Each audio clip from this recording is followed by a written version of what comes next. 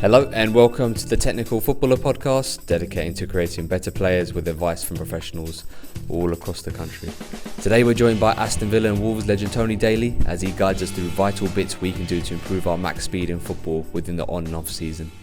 Pure strength that he has to generate, so it's just extra impressive him moving that physique around. Yeah, absolutely. You shouldn't by right on a football field be able to move the way he does. You know, yes, everyone talks about raw power and everything else, but I would counter that with the fact that his end product is that. Whereas Sterling, and you look at him like Sterling and Mane and not so much Walker, for instance, but those two, for instance, I mentioned there, they've got they're a lot leaner, a lot smaller. But ability to turn on a sixpence, they're more attractive to the eye. I want people more quicker, legs probably moving a little bit quicker as well. Again, doesn't mean they're moving any faster, does it? To be quite honest with you. So that's trifling, as we know. But the fact, if you look at max speed, for instance, as well, we're talking about max speed. I don't think any player reaches max speed on a football field. Simple as that. I'm thinking, I would say, how much force can you generate in such a short time? And you have to have the strength and the power to do that over short distances. And again, I keep stressing it's not straight lines.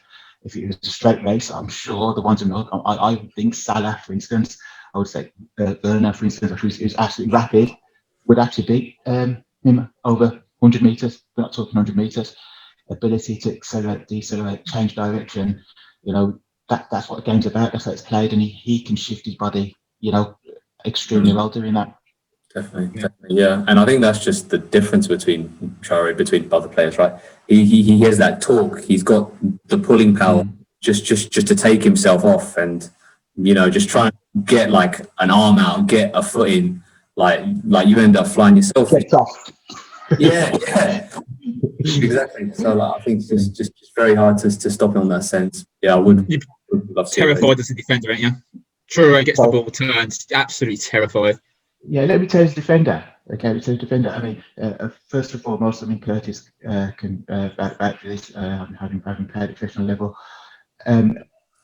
Everyone's scared of speed, pace, raw pace. Talk about the defence there. You talk about, he's a headless kicker. He doesn't care. If you've got somebody who's got sheer pace scares defenders to death. They can deal with the nippy, tricky, can get back and all that, but they're scared of sheer pace. That's why when you do see it in a game now, you very rarely see it where someone, a kicker one, for instance, me. For instance, when I played, I was told, you don't need to look pretty. What are you looking pretty for? If the grass is behind you, kick it past it. It's a race 1v1. That's an art. That's a skill. Everything else. It's not used today, but it's not used today purely because in my time, defenders were naturally slower than your attacking wide player. Wing was quick. Fullback wasn't as quick, but centre half was quick. That's all changed now. So the game does need where you need that bit of skill, that bit of wise, that bit of trickery, that bit of we're talking about agility, that bit of acceleration, deceleration to beat the man. But then it was, it was see the grass, knock it into it. The only way you're going to stop you is to bring you down. As simple as that, because they weren't going to match you for pace. So the game has kind of changed that little bit there. Definitely. Can't hear Curtis' stats on the Premier League as well. I was going to say, Tony, obviously, as a fullback, there's nothing better for me than seeing the team sheet and seeing me matched up against a centre mid that was going to be playing left midfield on that day. What I'm saying? Absolutely. Regardless of ability, I think, as you said, being matched up against pace, that's going to be coming at you the whole game. So there might be on one occasion in that game where that person's going to blitz past you and then get a cross in and all might happen from it. So the direct opponent pace wasn't nice to deal with, to be honest. No. I do have some stats, guys. I got some stats. So it might shock you that Adama Traore isn't the number one fastest. These stats are from last season as well, by the way. So 20 miles per hour. So I'll give you the top 5. So can we guess first? Say again. Can we guess first? It's not Traore. Go on then. Go on, I'll throw Tariq Lamptey's name in. Yes, I agree with that. And I would throw what I've seen. I'll throw Greenwood in there. Go on, Josh. I'd throw Vardy or Salah. I'm going to go for Salah mainly. Okay, cool. So the top, in joint third place, was Wan-Bissaka, Trezeguet for Aston Villa, and Mason Greenwood, all clocked at a time of 23.36 miles per hour. I'll stop you a second. Did you just say Trezeguet? Trezeguet for Villa. That has really surprised me to get that. Yeah, I wouldn't have had that at all. Yeah, but it's amazing. Then I would say to you, carry on. No, please carry on. I'll come back with that. I'll come back as well with that as well. Yeah. So in second place was Adama Traore. He had 23.48 miles per hour. And number one was Kyle Walker with 23.49 miles per hour. Wow, all running over 30 kilometers an hour. Wow, that was amazing. Now I'm there 33 kilometers an hour. That's amazing. That is a couple of seasons ago. I think Jagielka must have clocked one of the fastest times in one of the Premier League weekends, and I was like, "How are they timing this?" Yeah. You know what that tells me as well. I'm just looking at it and having experienced it. That would be probably their peak they've ever done. I don't think any Prem player has run at their peak. I'm sure Troy might have done that now, and I still state that he's probably the quickest in terms of max speed. That shows me that the players don't reach their max speed in games. That's right. For me. But we look at Lanty. I'm not surprised with Lanty because he's forgot about him. He's absolutely rapid, isn't he? Yeah, he would have been more like outside picker, like Traore, but I can't believe he went in there. Wan-Bissaka's quick though, isn't he? He's got recovery, isn't he? Yeah. Recovery speed, unbelievable, isn't it, Wan-Bissaka? Yeah. Trezeguet's a surprise, isn't it? Yes, that is, and I can only think that'd be, I mean, with Trezeguet as well, the way he plays, like he's a wide forward. I'll give him his work rate's phenomenal, and I would say that he'd be on a recovery when he's done that. Yeah. When I see him playing that ball, he's very much, wants to drop a shoulder, chinky there, he's running that direction, which is football is about for me, and I think it'd be interesting. Unfortunately, I don't think you can measure agility very well. I don't think you can measure agility. But I think the ability to change direction is more suited. We do know that changing direction is all about having the ability to have, power. I think power is a big thing in football. And obviously, you just touched on the benefits of having speed going backwards. So, like a lot of the players we mentioned at the beginning were all attackers, apart from Kyle Walker. But Kyle Walker's ability to pick up that sort of speed must give a manager so much confidence. Like when he's the one running back. Yeah, absolutely. I think as well. I mean, you talk about Man City. Kyle Walker ends up being virtually playing like a wide midfielder. And when you're playing a team that has 60-70% possession, the way they attack, the two fullbacks, up top, and they'll stay for mind that most of the game that they'll be there.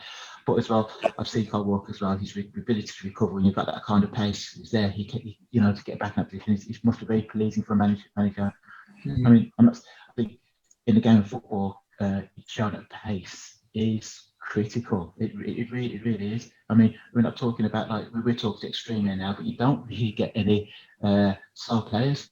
I look at the one from Brighton, the left back, I can't remember his name now. He's 6'4", something like that, and you watch him and you think, he'll be there weak link, put it over the top. But he's actually rapid. And I say rapid at the sense he's not a Mane, he's not a Salah, but he does enough when you're talking small margins and when you're trying to get trying to beat a player with a football, and you've got ability when you haven't got a football to get back, and there he very rarely gets whipped in terms of pace. And you're looking at him, just physically looking at him in the way his stature, you wouldn't think he can do that. So I think an important component of football is ability. I'm sorry, it's speed. Speed as well as ability. Agreed. Yeah, and that's exactly what we've come here to speak about today. Obviously, trying to reach your max running speed. I think you mentioned it a few times there, Tony. Which brings us on to the next question. As a player, do you think you were able to reach your max speed? I don't know how much training and how much thought you put into that at the time, but do you think you reached your peak at that level? I would say to you that during my time playing, very rarely reach my max speed. We do things like don't try and reach max speed, and if you did as well as in training sessions where it's specific running session, like you have to get from A to B, like during pre-season, or you're having a physical day in X amount of time, and then full well you have to go full pelt to that. But in a game, is it necessary to go full speed? If I know I've got to beat him full back, why am I going max speed to get past him when I know I can beat him with a little bit more control? Conversely, I might have to go a bit quicker against another fullback to get past him, or and that's how I worked. And plus the fact as well, I honestly I suffered quite a bit of hamstring problems as well. So I wouldn't run at max speed or feel max speed because I feel that my hamstring might go. And a lot of players do that as well. It's very rare as a footballer in your career where you can actually say you're 100% fit and you're absolutely flying. If you're 80% plus, it's good enough. You're still going to get a really good performance, but at 100%, that's when you see, the extreme performances there. And I very rarely, I think I would have, of course, would have done in my career, but very rarely in games I would have said I'd reach my max speed where I know I could, actually be having to do that. It's actually flying. Yeah. Tony, you were naturally rapid, weren't you, from young? But was training to be faster something that you did on the training ground? Did you do any athletics training to sort of get that extra little 1-2% quicker, or was it just your natural?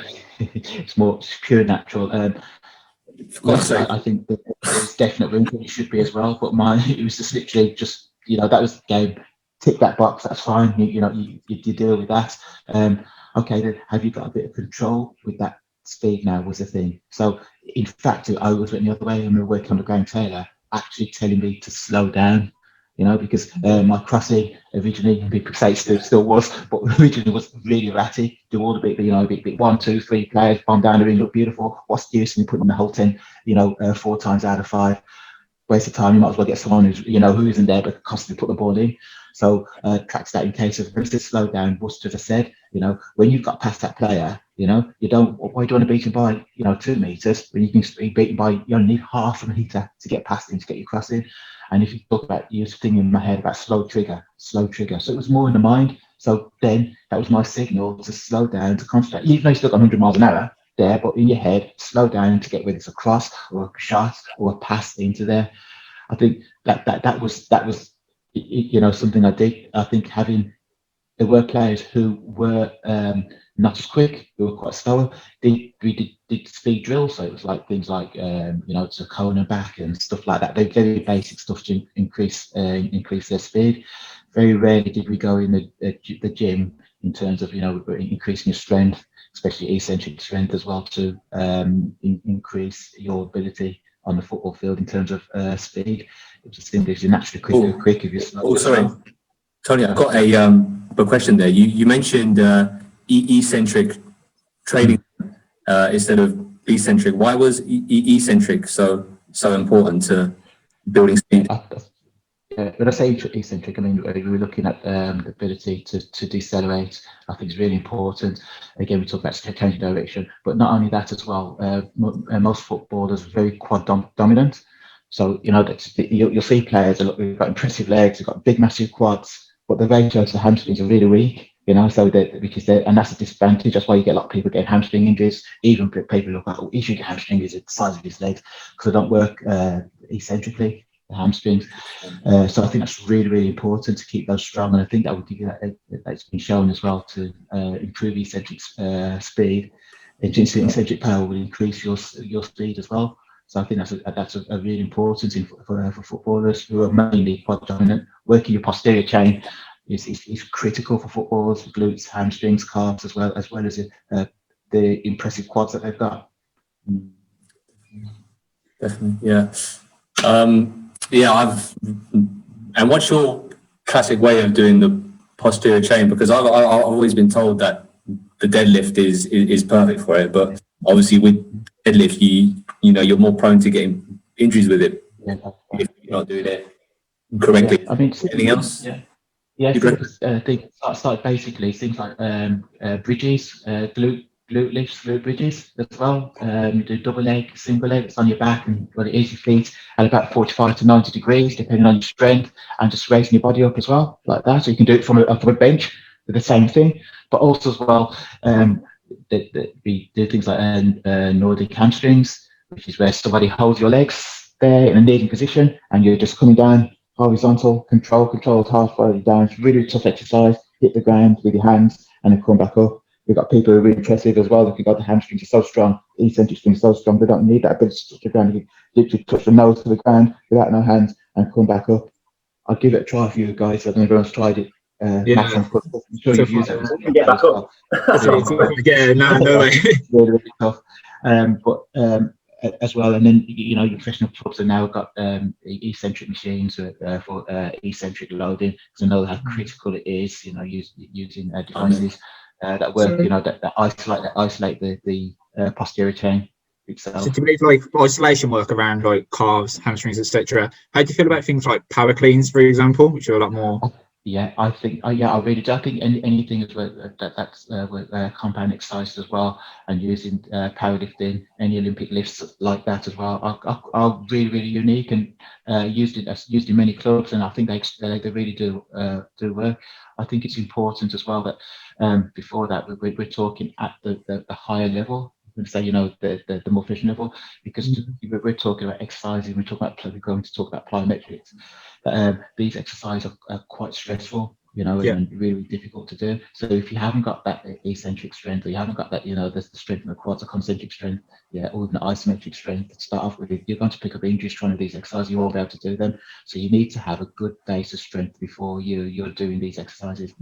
So, throwing the theory out, would you believe during an off season, that's when it's probably more things like deadlifts, power cleans, and during the season is when you should do more isolation work that's less fatiguing on your football? Or I would say during the off season, it's really all over conditioning. Your thing is to build up as much strength that you can. So it would be as well, doing things like, for instance, just normal squats, not things as dynamic as Olympic lifts. I would do things like squats, deadlifts, stuff like leg presses. Those as well to build up that strength. And when you get in, to pre-season, as the season builds up, then you start talking about those more dynamic, explosive type exercises. Again, as you build up through the season, and there's no harm in the season to do those as well. So once you've got a base, doing that in the season as well. And during the season, the more dynamic, we talk about plyometrics as well. Doing those as the end of a pre-season, for instance, as well, when you start building up that, when you build that strength, you build that power, and then you start doing those more explosive exercises. That's great stuff. Brilliant. Sorry, I was just taking a note there. It's fantastic stuff, mate. I'm writing this down right now. That's brilliant news. Yeah, definitely. What was going to talk about next? So just baffling us with his knowledge. All the knowledge. Writing away there. So next question was Tony. Obviously, in the midst of talking about reaching your max running speed, and obviously your sports science background, from your knowledge and from what you read up, are you more down the form and technique route, like sorting out how you're doing it and the aerodynamics, or are you more down the power and plyometrics route of getting your right? Football's all about rapid change of movement, change of direction, and you're trying to get a response to a sports specific stimulus, and that is a football or other players in and around you. So it's critical for me. It's all about change of direction and getting technique. If you're talking about doing techniques, running techniques, again, you're getting your stride pattern correct, you're lifting those legs, you're getting triple extension, all this what we talk about as well, what athletes do, running in a straight line will improve your speed, but it will increase your speed in a straight direction. Yes, granted, I think it has a place in pre-season or close season about increasing that as well, because being able to do that, you want to increase your speed, and it goes hand in hand. If you increase your speed, then your agility will increase as well. But for me, the most important thing is exercises that involve change direction, react to something whilst moving. So it's not the case of run to there. You know what I mean? I want you to run to there, to there, to there, to there. Go. It's all about, for instance, different cones, blue, red. So you're reacting off a stimulus. I think it's really critical. And then it's all about muscle memory and being able to do that as well, alongside the gym, increasing our strength, increasing our work. You've got a schedule. What we're talking about, we're talking about doing your power cleans and your plyometrics in that season as well. So doing those alongside agility work, for me, is the best way. I think it has its, talking about technique, I think technique has its ploy for someone as well, but that's going to be a separate issue for someone who is, who's, you can see his running pattern even in a football game is detrimental to him. But for me, if you've got someone there my first protocol would be not technique. It would be, how can we get you quicker over a quick amount of time? Strength and speed and agility work. Do you believe? Oh, sorry, Curtis, go on. Oh yeah, I was just going to nip in there about running techniques. So I've got a bit of a story. So I used to play with Jordan Henderson. He came on loan at Coventry City from Sunderland. Great hard worker. Used to stay out after training. He used to actually do some extra runs. Used to practice his free kicks, all that kind of thing. So he was very, very, very, very good professional. He went back to Sunderland, and I think he had a great season. And I know that Manchester United were going to come in for him. So Alex Ferguson must have spoke to Steve Bruce, got some background information, and they were really keen on doing a deal. Now, the sports medical team at Manchester United noticed something about Jordan Henderson, that his running gait, they said that his running gait wasn't very good, and that if they were to sign him, he was going to pick up injuries further down along his career. So Man United chose not to sign him in the end. Now, could you explain a little bit more about what a running gait is, Tony? And is that something that would affect footballers in different ways? Is it something that will kind of bring more injuries onto football players? Yeah, absolutely. I'm sure the running gait wouldn't be where down to the fine out. We look at the fine mechanics of a footballer or any athlete, and you can see the running pattern, because everybody's running pattern is unique to each individual player. So what we might call the perfect running gait, one player against someone who's not, doesn't look great, but that person's still quicker, for instance, on a straight line one. With the running gaits, it's all about cadence, the ability to run, speed, how quickly you touch the ground and how quickly you get back off, and how your stride pattern is. Okay, so what they've probably seen is that if for instance, your stride pattern, your running gait, where you're hitting the ground and your stride, you're overcompensating, for instance, on one particular side, that could cause, and you can stress, you put some stress, eccentric stress on the one side of your hamstrings or the other, then that will at some stage pick up injuries. But that's easily, for me, depending on massive. If you look at Jordan Henderson now, he does pick up some injuries, yes, but it's quite a consistent amount of times he plays. I don't think it would be a problem for me. Yes, that's when we're talking about bringing a professional in to work on his gait, on his running pattern, on his stride pattern, and for me as well. So that would be someone, instance, if you're going to spend a lot of money, which your clubs do, would be something as well you can improve, but not to sign a player because that honestly must have been something they've seen in as well, and he's proven wrong. He's gone to Liverpool and done what he's done anyhow now there. Then I'd be quite surprised that would be the case, that they wouldn't sign him because of that. I think Sir Alex did say it was a regret of his, because again, as much as the ability and that kind of person you read as well. Sports scientists are so busy, honestly. Tony, I was going to ask, going back to the technique plyometric stuff that we was talking, you was on about your speed and agility drills. How important do you think it is that footballers practice not just running forwards, but doing things like lateral movement and moving backwards as well during them cone exercises? Yeah, acceleration, deceleration is key. We're talking about, it's not so much, most people, I'll just give for instance, I know we're talking about agility and speed, but most people pick up injuries not accelerating, but the fact when slowing down and decelerating, because if we talk about the eccentric parts of the anatomy of the body, that's where, if that isn't strong enough, if you've got the power to accelerate and you haven't got the control, the change of direction, the deceleration to it, that's when you start to pick injuries up. So the importance of being able to practice those exercises, whether it be in the gym, we talk about eccentric work, we've talked about as well. We talk about quite right, Matt, change of direction. So the drills are talking about lateral movements. Nobody runs that way. Let me turn, run that way. It's about ability to be checking and moving. For me, if you watch American footballers, the way they train, have you seen them going through around the cones? Yeah. They don't change it. I don't know how they do it. They do not change pace. So you're talking about straight line. It's literally, they just said that, where do they stop? They're running from that way, and there's no significant change, a deceleration. That is because of that they can control their deceleration. Their deceleration is like bam, gone again. Being able to do that. So that part is key and critical, and that is down to talking gym work, but it's also said the exercise to do. It's important you train as you play, i.e., so you mimic exercises that these sports specific. So I keep talking about, if you're a footballer, if he's running, okay, speed, how quick can you go? You're doing doggies, there, back. You'd be good going forward, there, back. As soon as you try to change direction it becomes a weakness to you because you don't practice it.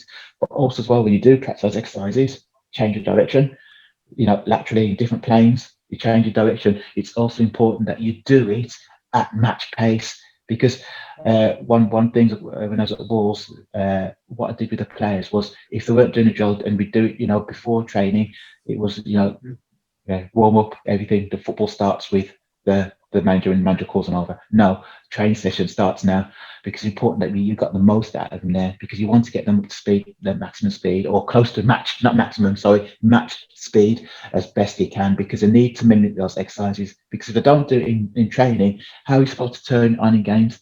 Because if you've never run at match speed in training, you're not practicing there, you can't switch it on and off and do it consistently. Yes, you can probably do it there, but if you're playing Saturday, Tuesday, Saturday, you got 3 games. You can do it the first game, you do it half the game, and it's coming Saturday, you're either knackered or you pick up an injury on a Tuesday, or you get injured, you get taken off because you can't produce it on that day. And be completely conditioned to do it correctly. And we're talking short periods, so we're not talking like when I say to match pace. So it might be just 4 or 5 drills done at match pace. You don't have to be warmed up correctly, because if you're not going to do it, it's a waste of time doing it, because when you go in a game, you're not going to mimic those exercises that you're doing. So it's critical that it's done at match pace, which is really critical, but also done with the same intensity that you want to be doing as well. Definitely. I love that when you speak about the way you should when you train is the way you play, and obviously this is in hindsight, speaking about how to improve your running ability, but I think it just goes throughout everything that you do, because if you can obviously get it completely right for training, hopefully it just makes matches so much easier on so many levels. But obviously just to touch upon your work with Wolves and maybe your business, have any specific players that you managed to help with their running or agility ability that are quite known? Yeah, I mean, we talked about Traore's ability to stop and start and go again. And one thing I always remember as well is that take this. The sports science is a really good tool, Josh, in terms of helping players. But it's not the bit. But you have to transfer your knowledge, whatever, you've been a sports scientist, into the actual game, into the psyche of footballers. It's really critical and on a day to day. So you have to relate it to what they enjoy doing. It's absolutely critical. And one thing, I had a player, Matt Jarvis, went on to play for England, went to West Ham. Fantastic player. He was superb at Wolves, picked up loads of injuries throughout his career, and had to retire a little bit early. In terms of that, they didn't really see the complete best of him. Fantastic player. And I would say to you now, from a standing start, literally to stop a player with a football I'm talking about, it was quite good, because Matt Jarvis was a really quick player. And one thing he really did well was when he's on the run, when he's on the go, beating players like that. So what he started to do is going through a really bad spell where the defender was staying off him, or he'd get 2 players on now because he's such a good player and such a target. He's a marked player. Okay, so we'd see him in training, and he'd always had space. We'd see him do it in games as well, where he'd literally stop the ball. So he'd be running at speed, literally slow the player down to a virtual stop. So it's literally run down a blind alley, for instance, go to check back, complete standstill. So he's got the ball, he's looking to pass the ball, and then literally just knock the ball down the wing again and go. And I say knock the ball, I'm just literally in a really tight area, so knock the ball another 5 yards, get across in. I'm talking that is from a, not like a slow down, literally from a standing start. I've never seen anybody as quick as that. And it's one thing we practice quite a bit with Matt's ability to run at speed, to stop, to get stimulus, to stop. And we're not talking stop when he's got a cigar in his mouth and the way to pass. It's literally, get the ball, it's literally stop, so the defender stops himself and then go again. And I'm telling you now, it's impossible, because he was so good at it, to actually do it. So once he's actually done that, it's quite funny when he's on the bench and you go, oh, here we go. He stops him dead in that split second. He's gone.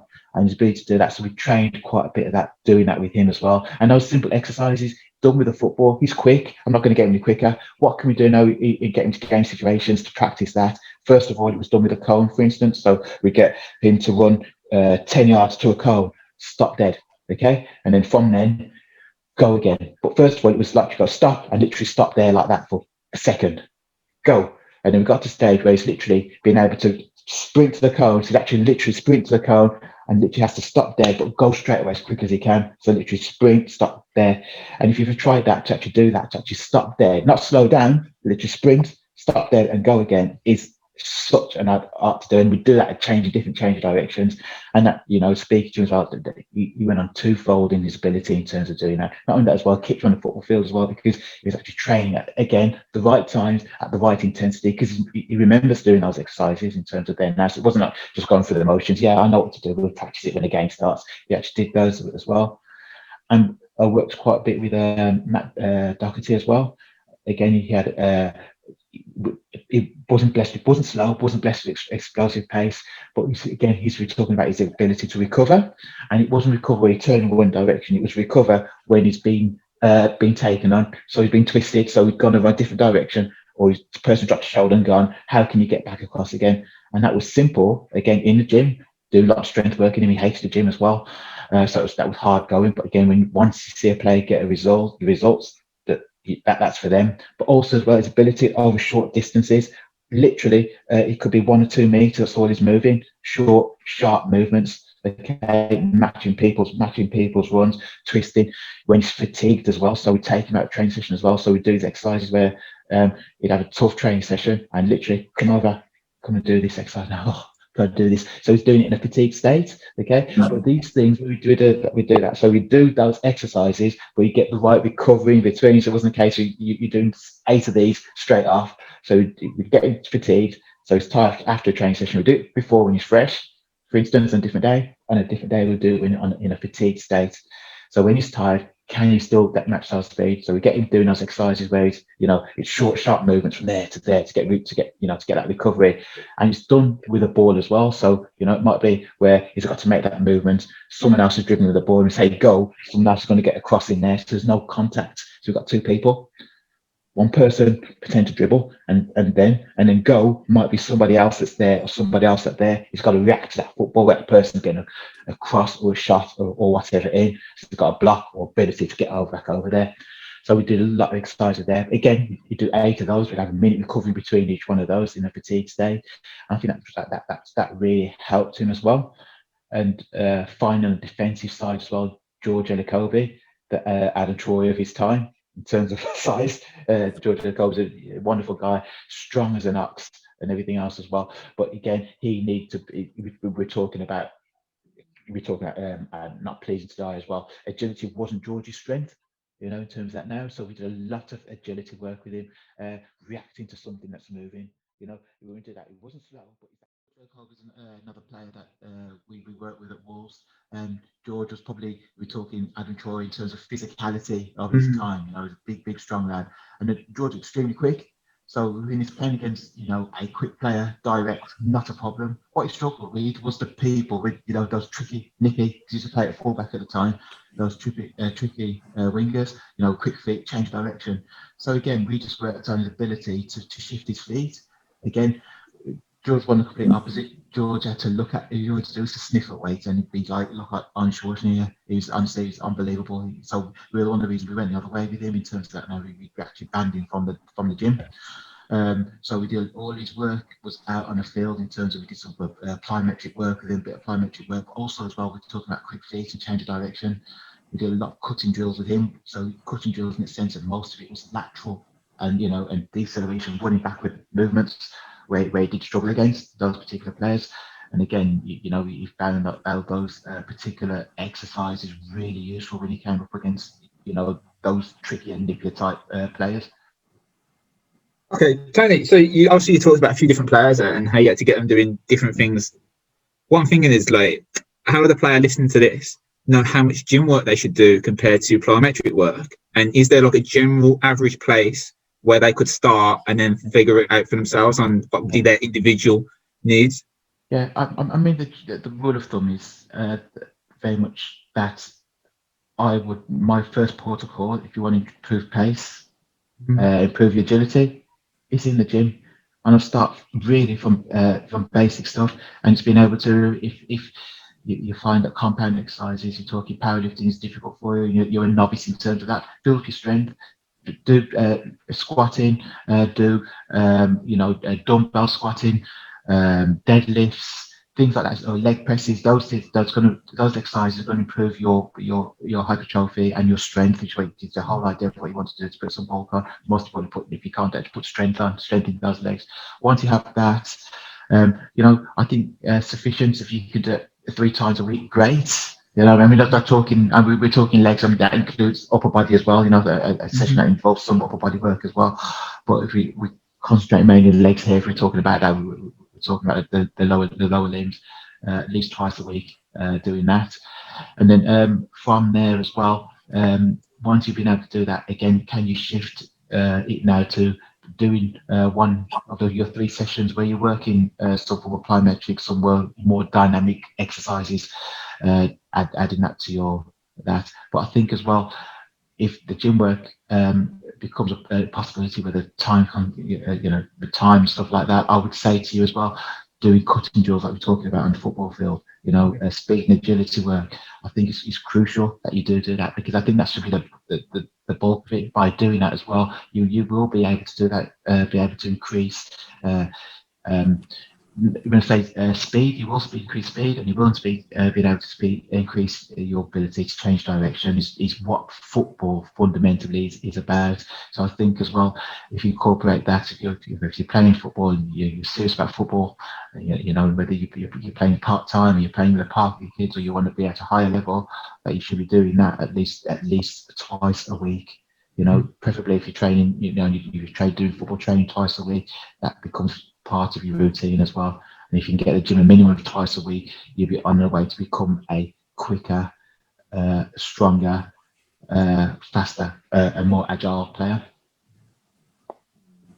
Lovely. I love it. I think me having been able to work with Tony sort of firsthand, you hear the way he talks. He's got a wealth of experience, wealth of knowledge, and you can see how well I've been able to see how dedicated he is to actually getting people faster, stronger. And again, you're looking at, especially with footballers, yes, he explained the story about Matt Jarvis. Matt Jarvis was already fast, he's already rapid, but it's that extra little 1 and 2% that can, be that difference, make him that little bit better than the next quickest winger in the Premier League, and what's going to get him past those fullbacks on a regular basis. So again, I've seen Tony working meticulously, detailed. His data, his one-to-one work, the way we worked with at PLP, Tony, didn't we? Yes, right. Yes, yeah. Quite a performance, yeah. Young academy players, and again, it was putting those thoughts into their heads from early, which hopefully they now take for the rest of their career. And testament to yourself, Tony. Appreciate that. Thank you, Curtis. But just saying, the work at Pilot Performance at PLP, what we try to do with the players is exactly that. So we're not going to make those players at that young age guarantee they're going to be a Cristiano Ronaldo or Messi. We're not talking about that. We talk to be the best version of themselves. So if they realise that it's not all about being on the football field and turning up on a Saturday and Sunday when they're playing, performing, and and doing the training, but what in addition, what else can you do to improve you? Because what are your weaknesses? If the manager will tell you what your weaknesses are. How can you work on those? And that's what we do. We work on not only the strength, but to try and increase their weaknesses in a fun way, but in a way that tells them that they can see the difference. It's just what we do. We try and do everything that involves usually a football, or we do things like lights where you different lights, these are different change of direction, which even from 8 years of age to 25 enjoy doing as well. It's markers for them as well, so you can see how that we look at the data, says look, you were putting out X amount of lights in this time, with your ability to move and change direction, look what time you're doing now, so the data's there for them to mark, tick, you've done that, yes, you've improved that as well. So you've got markers as well. I think it's important that you have an understanding, and I think having played the game helps. What I found with players is that I've worked with lots of sports scientists when I was head of fitness at Wolves who came in from university. We had them on, they're doing their little job part as well. Fantastic knowledge. I'm talking about what did you just say there? I didn't know that. Tell me about that. This is new to me, type of thing. Fantastic wealth of knowledge. Okay, then the next question is, okay, brilliant. put that in a football environment or tell that to a player and come back to it and see what they say to you. Right? And it wouldn't be very nice, you know. And I've seen a lot of players lose, no matter whether they've got the wealth of knowledge, they've got lose it because they can't comprehend, for instance, why a player's data saying Traore, quickest player in the world, right? And he does a test or he looks at the football field and he goes, well, why isn't he running? Or why is he slow today? Why is he not the quickest person on this run there? And sometimes you have to get in the psyche and understand him being an ex-footballer, you know, that, you know, he didn't fancy it today, or other things on his mind, or his form has been poor for previous thing about the previous games, other factors. That's why it's important to put that player aside, go, you know, what's the matter and everything else, and having that compassion with them as well, and that respect, and the respect to talk to you as well, and go, yeah, I'm saying I've been there, I understand where you've been, you know. So sometimes it's like that, and sometimes it's the other way. I go, come on, so you're taking the mickey here, kind of thing, you know. You get on with it, type of thing. But and understanding the players and having that as well, and I think it gives you a buy-in, if that makes sense. So each club that I've been to, Sheffield United and I've been to Wolves, for instance, and working at those two clubs gave you that instant respect because of what you've done previously in football. You know, that it gives you a buy-in to the players. Oh yeah, that's fine. We'll have a listen to this guy. You know, he's played the game, kind of thing. So if you don't back that up, that soon goes out the window. So how you see an advantage? So, you know, if you're not producing the goods, or you know, you're not putting your weight, or you're not doing your job, you still get told about it. So it's important as well that just because you play the game doesn't mean that you're going to become, you know, whether a coach or a fitness coach or a physio, that you're going to be any good at it. Gives you a good buy-in because you have knowledge of the game, but you need to use it at your advantage. Definitely, and I think that's great for any like sports scientists, like you said, physios that are listening to this. It's not only on the football field where you have to prove your worth, you have to also prove it, you know, on the outside as well. Whether that be a coach, fitness coach, you have to show that you're bringing the goods. Definitely.